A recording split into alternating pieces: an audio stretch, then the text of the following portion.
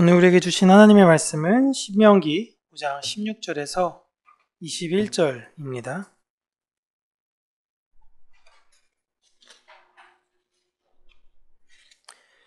신명기 5장 16절에서 21절.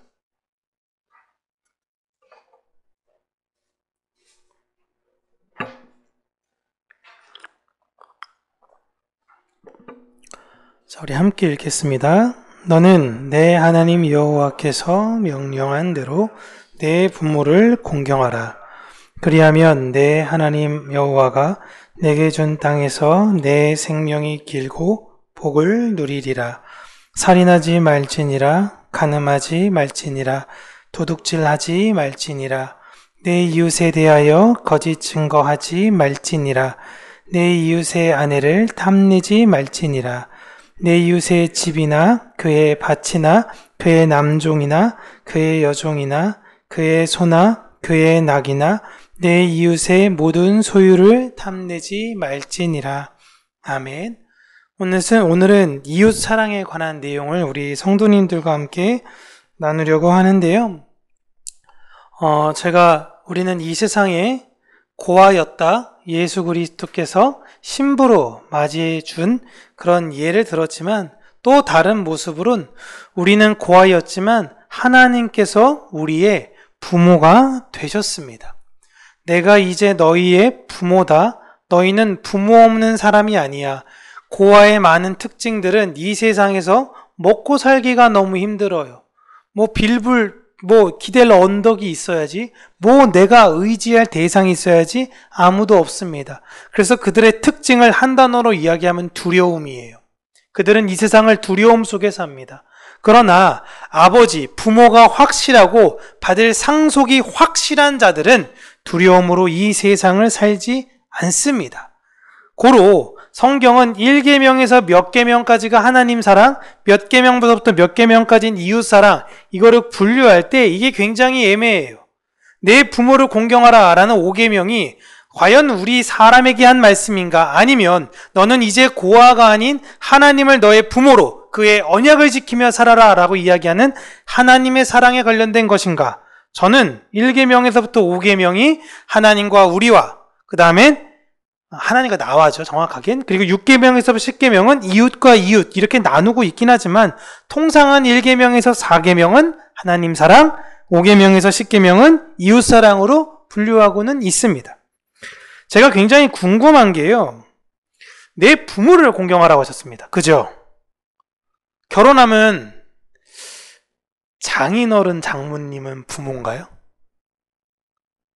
남인가요? 시아버지, 시어머니는 부모인가요? 왜요? 왜? 상관없는 사람이잖아요.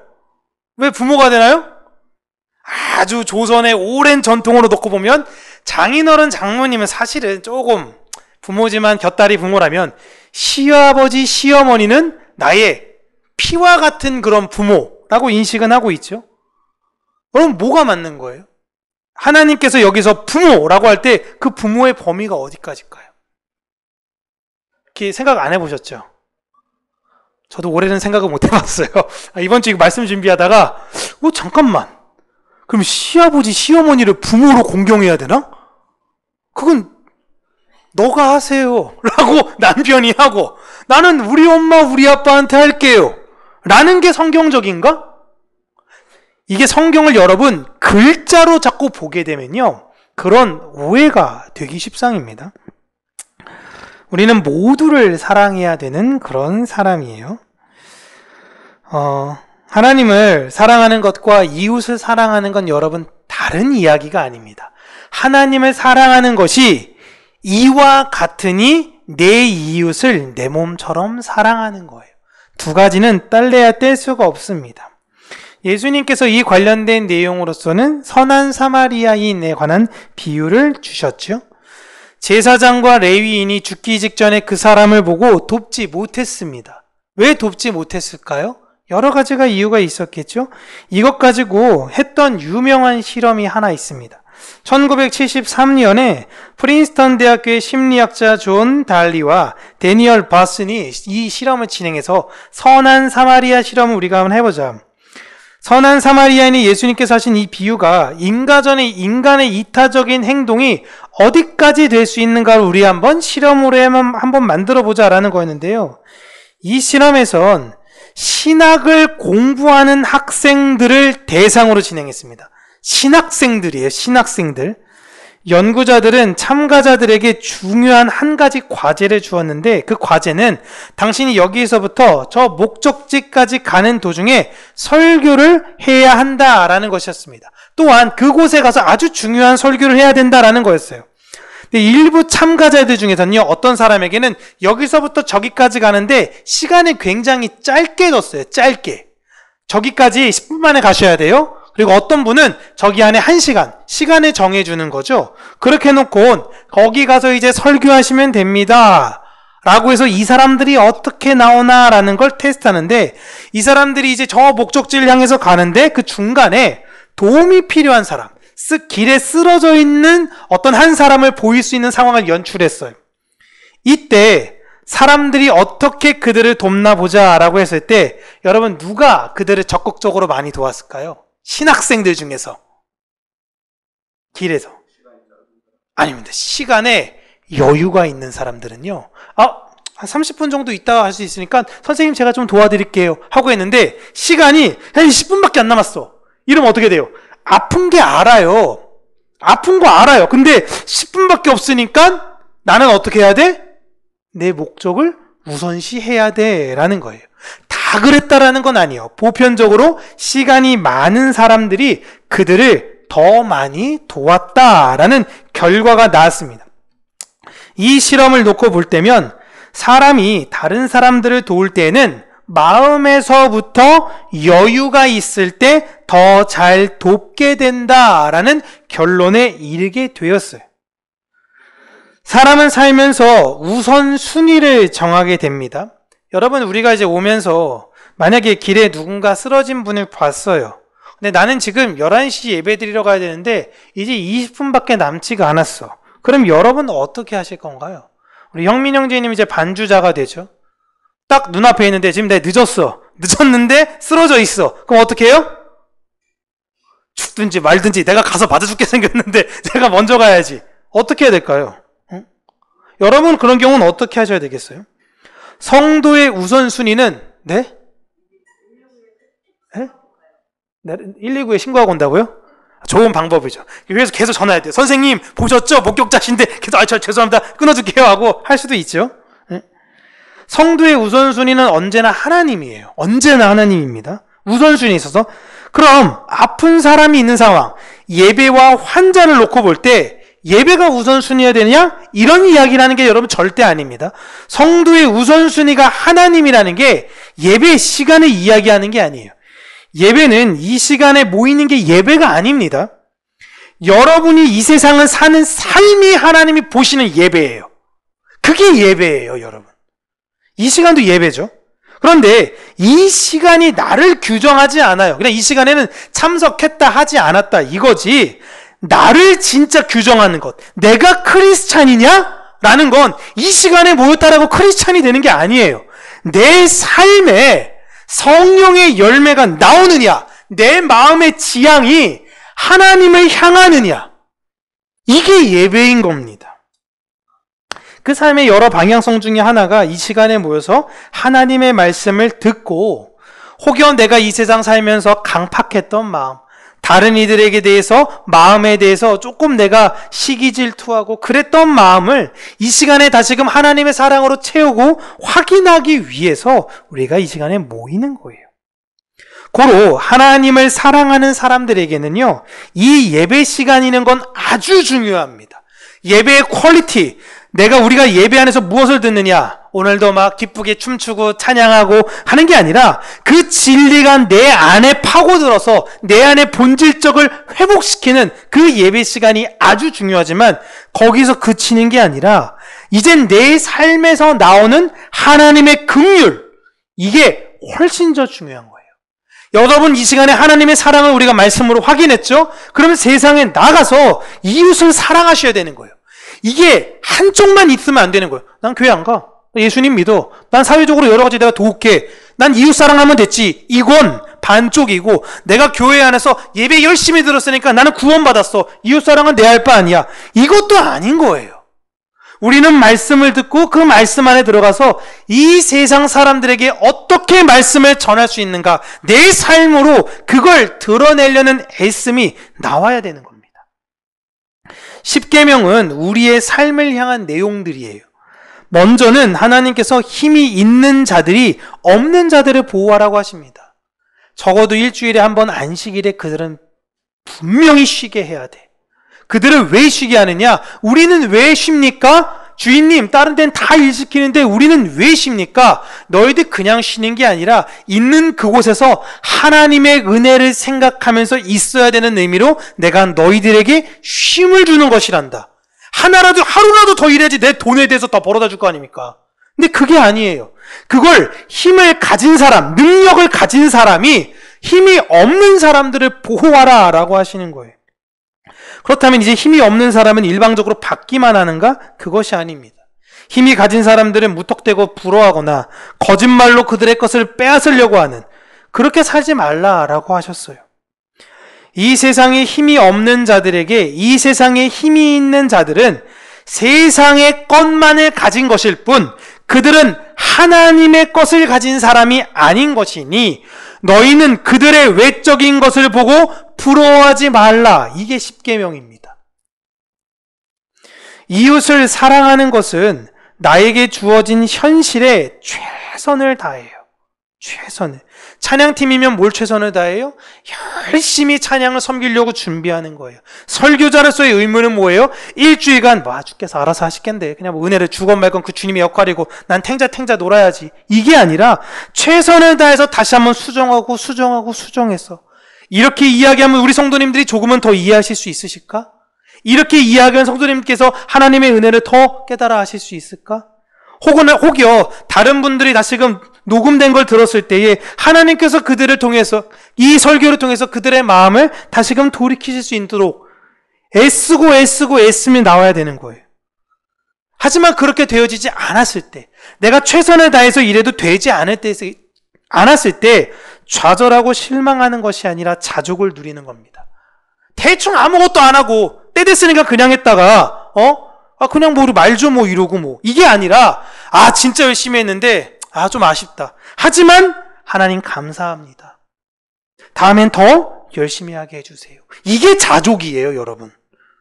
그리고 나에게 주신 은혜를, 하나님의 은혜를 나누는 것입니다. 너도 힘내. 너도 할 수 있어. 내가 도와줄게. 근데 사람들은 상대방의 외적인 것만 놓고 그냥 막연히 부러워해요. 저 사람 어떻게 저렇게 잘할까? 어떻게 저 사람 저렇게 부유할까? 부럽다. 혹은 다른 이들에 대해서 평가하고 깎아내리고, 내가 가진 하나님의 사랑이 얼마나 깊고 놀라운지를 모르기 때문에 그런 것입니다. 그 사람이 가진 재산과 명예가 그게 그에게 주신 하나님의 사랑이라고 착각하고 있는 거예요. 그러다 보니 자신도 모르게 세상의 힘을 사랑하는 우상숭배자가 될 수 있는 겁니다. 많은 사람들에게 본인의 장점을 여쭈어 보면요, 선뜻 대답을 못 하십니다. 그러니까 어른들이 보통 어린 아이들에게 물어보죠. 너는 어떤 게 너의 장점이라고 생각해? 라고 이야기합니다. 저는 거꾸로 자녀들이 부모에게 사실 이걸 물어봐야 된다라고 생각을 해요. 아빠의 장점은 뭐야? 엄마의 장점은 뭐야? 여러분 어떻게 대답하실 겁니까? 자녀에게 아빠의 장점은 이거야. 아빠는 돈이지 돈밖에 없어. 이게 아니라 여러분의 장점이 뭐예요? 여러분의 장점 어떻게 대답해 주실 건가요? 아빠는 이게 장점이야. 엄마는 이게 장점이야. 사람들은 내 주변의 사람들과 비교합니다. 복권에 당첨돼도 여러분 저기 미국에 있는 사람 복권 당첨됐다고 해서 우와 부럽다 몇 조래 라고 하지만 금방 잊어버리는데요. 우리 교회 안에 복권 당첨되신 분 한 번만 있잖아요. 질투심이 엄청나요. 그 교회에다 헌금 11조 해야 되는 거 아니야? 15억 됐다 그러면 1억 5천 헌금해야 되는 거? 그거 좀 제세금 까고 이렇게 해야 되니까. 그래도, 헌금 해야 되는, 저 사람 신앙이 글러먹었네. 본인에게 적용되면, 내가 다 알아서 할게. 다 이렇게 되는 게 사람의 마음 아닙니까? 여러분, 아이들이 사춘기가 되면요. 사춘기가 뭐냐? 내가 누군지를 집중적으로 고민하는 시기예요. 내가 누군지. 어렸을 때는 손에 쥔 거 안 뺏기려고 하고 주변에 눈치 보고 이랬는데 사춘기가 되면 갑자기 내가 누구지? 이걸 생각하게 되는 시기예요. 내가 누구지? 근데 우리나라가 문제가 뭐냐면 이 시기에 미친 듯이 경쟁만 해요. 공부를 통해서 성적을 통해서 찍어 눌러야 돼. 네가 올라가야 돼. 그러니까 등수에 적힌 내가 난 줄 알아요. 그러니까 그거 아닌 애들이 어떻게 되는 거예요? 수능 끝나고 나서 옛날에 자살하는 거예요. 내가 누군지 몰랐는데 규정 내린 겁니다. 난 3등급이야. 난 4등급이야. 에이, 죽어야 돼. 그게 이 세상의 모습이에요. 요즘 많이 나아졌죠. 경쟁만 하면요. 내가 누군지를 몰라요. 내가 누군지. 공부 못한 애들은 여러분 안 그럴 줄 알죠? 학교 가면 싸움합니다. 싸움, 그게 자기를 규정하는 거예요. 왜 일진 그룹에 들어가고 싶어요? 그게 나를 규정하니까. 그 애들의 그룹이 나를 규정할 수 있으니까 내가 거길 들어가는 거예요. 나에게 집중해야 돼요. 나에게. 이웃답게 사랑해라가 아니라 이웃을 나처럼 사랑하라는 거예요. 내가 누군지 모르면 안 되는 거예요. 나의 장점을 모르는 사람은요, 타인의 장점을 모릅니다. 내가 그랬죠. 어린아이들한테 아빠의 장점은 이거야, 엄마의 장점은 이거야. 내 장점을 모르면 아이의 장점을 몰라요. 야, 너 네가 하는 거 제대로 할 줄 아는 게 있냐? 이게 되는 거예요. 자신의 단점만 아는 사람은요, 타인의 단점만 봐요. 뒤에서 흉보는 사람들 진짜 많죠. 막 흉봐요. 이런 분들 피해의식이 엄청난 사람들이에요. 그러니까 예전에 저도 이 피해의식이 엄청 많아서 길 가다가 친구들이 막 쑥덕쑥덕대고 저보고 막 웃잖아요? 그럼 화가 났어요. 왜 나 욕해? 왜 그래요? 제가 늘 뒤에서 누군가를 욕했거든요. 그러니까 쟤네들도 필히 나를 욕한다고 생각하는 거예요. 근데 지금은 왜? 무슨 일이야? 뭐 재밌는 거 있어? 나도 같이 좀 듣자 라고 하는 거예요. 뭐가 바뀐 거예요? 내가 바뀐 거예요. 내 장점을 모르면 타인을 볼 때 불행해집니다. 이 지금 십계명의 다 내용들이에요. 하나님은 계명을 통해서 사랑하라고 하셨지 비교하라고 하지 않으셨습니다. 그리고 그들을 사랑하기 위해서는 하나님의 사랑을 알아야 하고 그 사랑을 받은 나를 알아야 해요. 그 다음엔요, 자연스럽게 이웃을 사랑하게 돼요. 이웃을 사랑하면서 헌신하고 그런 사람들 중에 인정받기를 바라는 분들도 진짜 많이 있습니다. 내가 이웃을 사랑해요. 근데 이웃을 사랑하는 계기가 하나님의 사랑을 안 내가 은혜를 흘리는 게 아니라 이웃을 사랑하면 다른 사람들이 나를 이렇게 봐주겠지라는 마음으로. 여러분, 불교 신자 중에 착한 분들 진짜 많이 있습니다. 진짜 많아요. 이분들이 왜 해요? 선은 돌아와요. 좋은 일을 할 경우엔 이게 쭉 돌아와요. 오늘 아까도 밥 먹는데 누가 그 얘기 하더니 잘못했니 했을 때 그거 업보예요. 그거 뭐예요? 잘못한 게 있으니까 쌓여서 너한테 돌아간다라는 거예요. 이게 불교의 핵심 아닙니까? 응? 그들은 자신이 이웃을 사랑함으로 복이 내게 돌아올 걸 기대하면서도 해요. 그런데 하나님 백성들은요, 그런 게 아니에요. 선을 행함으로 내가 했던 걸 잊어버리는 사람들이에요. 그때 너무 감사해요. 내가 뭐 도와줬어? 그래? 알겠어. 고마워. 우리는 그 사람이, 그래도 잘 됐다. 하나님의 그 사랑이 나를 통해서 당신에게 흘러갔으니 그게 너무 다행이다. 하나님의 사랑이 네 안에 기억됐으면 좋겠다. 이걸 바라는 사람들이에요. 수준이 달라요, 여러분. 진짜 수준이. 진짜 기독교인은요, 수준이 달라요. 헌금하고 복 달라고, 봉사하고 자녀 잘되게 해달라고, 이런 무리들, 이런 그냥 다른 신의 이런 믿는 사람들과는요, 차원이 완전히 다른 사람들이에요. 우리는 아무런 대가 없이 내가 하나님께 거저받은 그 사랑을 거저 그들에게 그냥 전해주는 사람들일 뿐이에요. 하나님의 사랑을 입은 내가 어떤 사람인지 명확하게 여러분 구분하시기를 바랍니다. 그리고 이웃을 향한 사랑이 우리가 말 아닌 우리의 삶으로 충분히 잘 드러내는 우리 평강교회이지만 이젠 거기에 더 나아가서 나는 그 안에 사라지고 내가 남긴 그 흔적 안에 예수 그리스도의 십자가가 말씀의 씨앗이 자라나 그가 하나님의 사랑을 깨달아 발견하고 함께 하나님의 백성이 되기를 고대하고 소망하는 그런 성숙한 믿음으로, 그러한 은혜로 살아가는 저와 여러분들 되시기를 주님의 이름으로 축복합니다. 기도하겠습니다. 살아계신 하나님 아버지, 우리가 하나님의 사랑을 안다면 그 하나님의 사랑을 받은 나를 알게 하여 주시옵소서. 이 세상 사람들을 보며 끊임없이 비교하고 그들의 가진 것을 질투하고 그들의 것을 욕망하며 내가 가진 것에 대한 끊임없는 불편함과 어떠한 노력도 하지 않은 나의 게으름, 하나님 나를 불쌍히 여기시고 내가 하나님을 믿는 백성으로서 다시금 하나님의 주신 그 은혜를 가지고 오늘 하루 최선을 다하게 하여 주시옵소서.